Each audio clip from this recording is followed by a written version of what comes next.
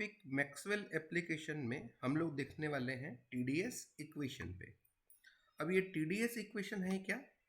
हम लोग previous discussion में जब हम लोग मैक्सवेल रिलेशन एस्टेब्लिश कर रहे थे तो हम लोगों ने ये कहा उससे पहले कि भाई हम लोग एक ऐसा इक्वेशन चाह रहे हैं, एक ऐसा थर्मोडायनेमिक पोटेंशियल सर्च कर रहे हैं जो एंट्रोपी पे डिपेंड ना करे, क्योंकि एंट्रोपी को कंट्रोल कर पाना या मेजर कर पाना दोनों ही कठिन होता है।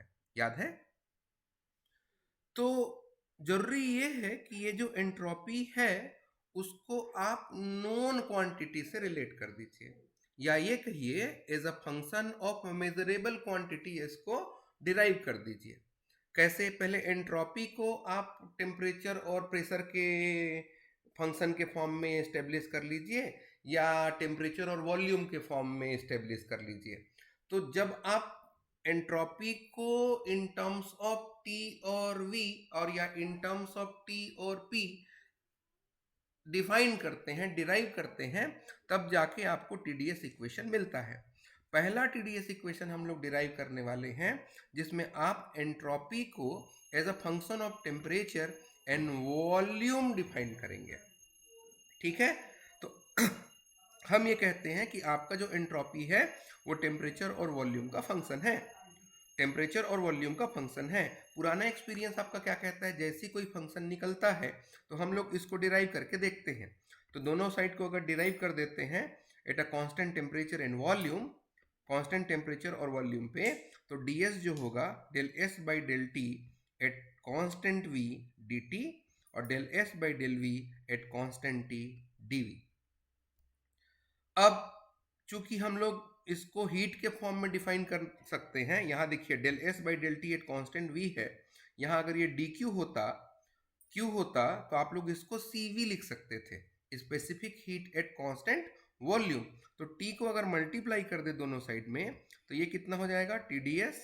यहाँ हो जाएगा T del S by del T at constant volume dt plus T del S by del v at constant temperature dv। अब ये जो टर्म बन रहा है, अगर T यहां आ गया तो कितना हो जाएगा? ये T del S by D T, और T डेल एस को क्या बोलते हो आप लोग? डी क्यू बोलते हो। तो del Q by del T at constant volume है, इसको आप लोग क्या बोलेंगे? CV बोलेंगे। दूसरा देखिए, यहां del S by del V at constant T है, del S by del T at constant T है, तो यहां चूंकि dv है तो यहां v के टर्म पे अगर इसको करना है तो आपके पास रिलेशन है del S by del V at constant T is del P by del T at constant V. कहने का मतलब ये हुआ कि इस टर्म को आप लोग इससे रिप्लेस कर दीजिए। तो ये कितना हो गया? Del Q by del T at constant V D T plus T, ये वाला टर्म इससे रिप्लेस हुआ मैक्सवेल रिलेशन से, तो आपके पास ये आ गया। अब ये समझिए कि आपका टीडीएस इक्वेशन सॉल्व हो चुका है, और इसी का कॉपी पेस्ट कर देंगे तो सेकंड इक्वेशन भी बन जाएगा। तो इसकी वैल्यू रख दीजिए, TDS equals to CV D T plus T del P by del T at V DV. ये है आपका फर्स्ट टीडीएस इक्वेशन। समझ में आ गया? क्लियर है? आगे गए तो सेकेंड टीडीएस इक्वेशन निकालेंगे। अभी आपने किसकी बात की थी? टी और वी की। अब किसकी बात करेंगे आप? टी और पी की। तो ये जो एंट्रोपी है आपका प्रेशर और टेम्परेचर का फंक्शन है। क्या करेंगे आप? इसको डिफरेंशिएट करेंगे एट कांस्टेंट पी और एट कांस्टेंट टी, तो एक इक्वेशन बनेगा ds is del S by del P at constant T dp plus del S by del T at constant p dt। मैं ये बोलूंगा कि अगर यहाँ dq होता, कांस्टेंट p रहता, तो आप इसको cp लिख सकते थे। तो cp लिखने के लिए आप लोग दोनों साइड t को मल्टीप्लाई कर देंगे। जब t इंट्रोड्यूस हो जाएगा तो ये वाला जो टर्म है, इस टर्म को ध्यान दीजिए, इसको आप लोग cp लिख सकते हैं। क्यों? क्योंकि ये करली q बाई टी हो जाएगा। ठीक? ठीक है?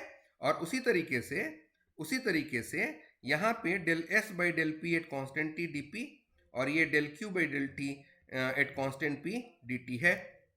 अब इसको रिप्लेस कर देते हैं। जब वहां dv था तो v वाला कांस्टेंट लिए थे, तो dp है तो p वाला कांस्टेंट लेना है। तो आप लोग अपने इस रिलेशन को अप्लाई करिए। मैक्सवेल के रिलेशन के through del S by del P at constant T को आप minus del V by del T at constant P रख सकते हैं।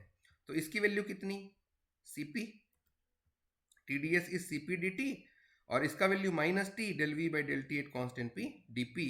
ये है आपका सेकेंड TdS इक्वेशन। मेरे ख्याल से इजीएस्ट वन रहा होगा और कुछ ही देर में ये समाप्त भी हो गया। कहने का मतलब ये रहा कि आपने एंट्रोपी को फाइंड करने के लिए दो TdS इक्वेशन बना दिए हैं इन टर्म्स ऑफ P और T और इन टर्म्स ऑफ T और V। ठीक।